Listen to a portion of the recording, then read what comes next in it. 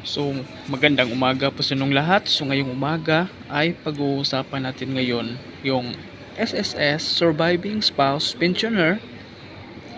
So, ngayon kasi napag-alaman ko na pwede na pala mag-loan ang mga Surviving Spouse Pensioner. At alam nyo ba, na kanina ay galing ako doon para mag-apply ng Surviving Spouse Pensioner Loan. So, importante ngayon na alam natin na as a surviving spouse pensioner ay ngayon pwede na po kayo mag-loan. Pero ang tanong dito, paano ba yung proseso at magkano naman yung kaltas?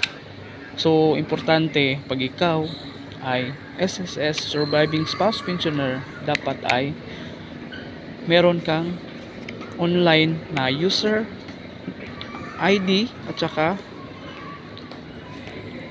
yung password mo sa SSS. Ang sa ganun, pag mag-online ka at mag-process ng online, merong mga company na magpa-process ng online na tutulong sa iyo, tulad na ginawa ko dito sa Bohol, dito sa aming probinsya.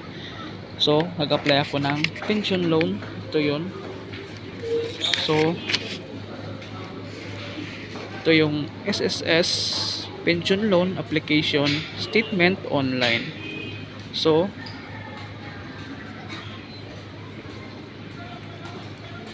ito yung mga details na hindi ko muna ipakita lahat. So, yan. So, ang tanong dito, magkano ba yung pwede mong i-loan dito sa pension loan as surviving spouse pensioner? So, kung magkano kasi yung amount ng pension mo monthly, yung kalahati lang nun ang pwede mong i-loan. So, kung halimbawa meron kang monthly na 2,400, ang pwede mong ma-loan is kalahati lang ng 2,400. So, kung ang kalahati ng 2,400 ay 1,200, so yun yung pwede mong i-multiply. So, kung 1,200 times 12 months, kasi yun yung pinaka-terms nila na bayaran, o kaltas, every month ay aabot siya ng mahigit 10,000. So, ito na yung pension loan na ipapakita ko sa inyo. So, yung pension loan ko